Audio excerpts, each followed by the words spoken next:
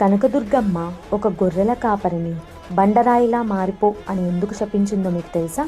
విజయవాడ దగ్గరలో మొగలిరాజపురం అనే గ్రామం ఉంది. ఆ గ్రామం పక్కనే ఒక పెద్ద కొండ కూడా ఉంటుంది. కానీ రాత్రి అయితే చాలు ఆ కొండపై నుంచి గజ్జెల శబ్దాలు, భయంకరమైన అరుపులు వినిపించేవి. దాంతో ఆ పల్లె ప్రజలు కొండపైన దుర్గమ్మ వెలిసింది అని అక్కడికి వెళ్ళడానికే భయపడేవారు. కానీ ఒకరోజు రామయ్య అనే గొర్రెల కాపరి దుర్గమ్మను చూద్దామని భారీ వర్షంలో ధైర్యంగా కొండపైకి వెళ్తాడు. అదే సమయంలో ఒక అమ్మాయి ఎర్ర చీర కట్టుకొని వచ్చి, ఈ సమయంలో ఎక్కడికి వెళ్తున్నావు అని అడుగుతుంది.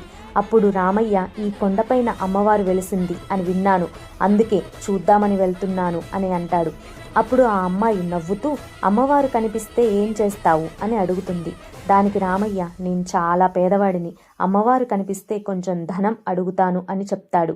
అది విన్న ఆ అమ్మాయి, ఈ అమ్మవారు చాలా భయంకరమైనది, నీ ప్రాణాలు పోతాయి, నీకు ధనం కావాలి అంతే కదా, ఇందా ఈ బంగారు నాణేలు తీసుకొని వెనక్కి తిరగకుండా వెళ్ళిపో, వెనక్కి తిరిగావంటే మాత్రం ఒక బండరాయిలా మారిపోతావు అని చెప్తుంది.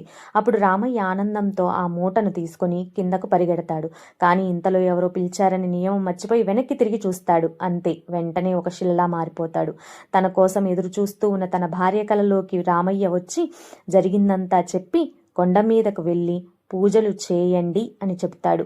ఆ రోజు నుంచి కొండపైన కనకదుర్గమ్మకు పూజలు చేస్తారు.